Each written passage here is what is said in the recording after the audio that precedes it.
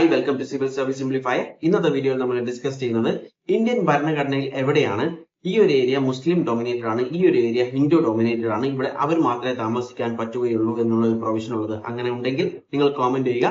നമുക്ക് വീഡിയോയിലേക്ക് പോകാം. ഞാൻ പറഞ്ഞു വന്നത് വേറെ ഒന്നുമല്ല.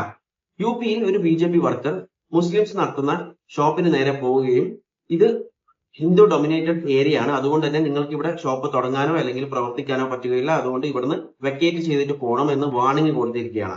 അതിലൂടെ അദ്ദേഹം പറയുകയും ചെയ്തിട്ടുണ്ടായിരുന്നു, നിങ്ങൾ ഇവിടുന്ന് ഒഴിഞ്ഞു പോയിട്ടില്ലെങ്കിൽ നിങ്ങളുടെ ഷോപ്പിന് നേരെ നമ്മൾ അറ്റാക്സ് ഉണ്ടാക്കും എന്നും കൂടി അദ്ദേഹം പറഞ്ഞിട്ടുണ്ട്. ഭരണഘടനയിൽ എവിടെയാണ് പറഞ്ഞിട്ടുള്ളത് ഇതൊരു ഹിന്ദു ഡൊമിനേറ്റഡ് ഏരിയ ആണ്, ഇവിടെ മുസ്ലിംസിന് ഷോപ്പ് ഒന്നും തുടങ്ങാൻ പറ്റില്ല, അല്ലെങ്കിൽ ഇതൊരു മുസ്ലിം ഡൊമിനേറ്റഡ് ഏരിയ ആണ്, ഇവിടെ ഹിന്ദുക്കൾക്ക് ഷോപ്പ് ഒന്നും തുടങ്ങാനും പറ്റില്ല എന്ന് പറഞ്ഞിട്ടുള്ളത്?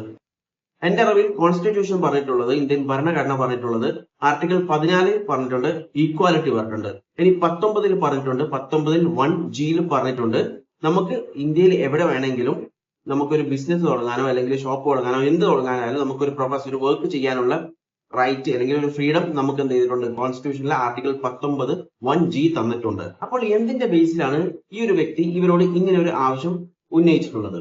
നമുക്കറിയാം, ഇന്ത്യൻ ഭരണഘടനയെ വിശ്വാസമില്ലാത്ത അല്ലെങ്കിൽ തള്ളിപ്പറയുന്ന ഒരു വ്യക്തിയാണെങ്കിൽ അവരെ രാജ്യദ്രോഹി എന്ന് തന്നെ വിളിക്കണം. നമുക്കറിയാം, അവിടുത്തെ ആൾക്കാരോട്, അവിടെ താമസിക്കുന്ന ആൾക്കാരോട് ഒരു പക്ഷേ ചോദിച്ചു കഴിഞ്ഞാൽ അവർ പറയും നമുക്ക് ഒരു പ്രശ്നമില്ല, അതായത് അവർക്ക് അവിടെ ഷോപ്പ് ഉള്ളതിന് അവർക്ക് യാതൊരു പ്രശ്നമില്ല എന്ന് അവർ പറഞ്ഞു തന്നെ. നമുക്കറിയാം, എല്ലാ റിലീജിയനിലും, ഇപ്പം ഹിന്ദുസിൽ മാത്രമല്ല, ഹിന്ദുസിലും മുസ്ലിംസിലും ക്രിസ്ത്യൻസിലും എല്ലാ റിലീജിയൻസിലും ഇതുപോലത്തെ ആൾക്കാരുണ്ടാവും, തമ്മിൽ തല്ലി ചോര കുടിക്കുന്ന ആൾക്കാർ എന്നൊക്കെ പറയുന്ന പോലത്തെ ആൾക്കാരുണ്ടാവും. ഇവരെ സമൂഹത്തിൽ നിന്നും മാറ്റി നിർത്തുക തന്നെ ചെയ്യണം. കാരണം ഇല്ലെങ്കിൽ സമൂഹത്തിന്റെ നാശമാണ് അവിടെ സംഭവിക്കുക. അതുകൊണ്ട് തന്നെ ഇങ്ങനെയുള്ള വ്യക്തികളെ സമൂഹത്തിൽ നിന്ന് മാറ്റി നിർത്തിക്കഴിഞ്ഞാൽ മാത്രമേ നമ്മളെ രാജ്യം രക്ഷപ്പെടുകയുള്ളൂ.